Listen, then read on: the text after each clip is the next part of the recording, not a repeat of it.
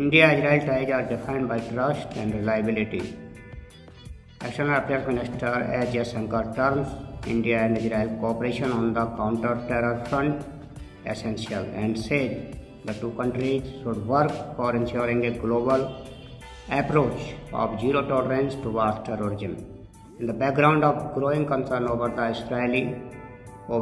fragile ceasefire in Gaza Strip, Israeli Foreign Minister Gideon Saar visited India and held talks with the External Affairs Minister S. Jaishankar and National Security Advisor Ajit Doval here on Tuesday.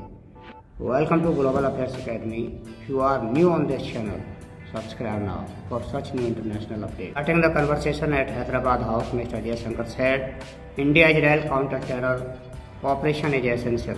After the meeting with Mr. Doval, Mr. Saar said the two sides discussed plans to confront the mutual threat of terror.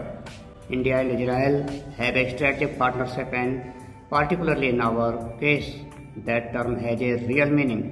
We have stood together in testing times and we have created a relationship with a high degree of trust and reliability, said Mr. Jaishankar. Described India-Israel cooperation on the counter-terror front as essential and said that the two sides should work for ensuring a global approach of zero tolerance toward terrorism in all its forms and manifestations. Two ministers presided over the signing of an agreement between the Sushma Swaraj Institute of Foreign Service of the Ministry of External Affairs and the Foreign Ministry of Israel for training of diplomats. After meeting Mr. Jaishankar, the Israeli Foreign Minister called on Mr. Doval.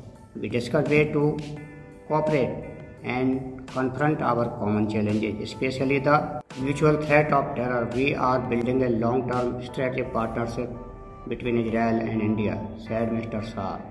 Mr. Jaishankar expressed support for business-level cooperation between the two sides, adding, in recent times, India has developed many new capabilities, especially in rail, road and port infrastructure and renewable energy and health. Mr. Jaishankar reiterated India's support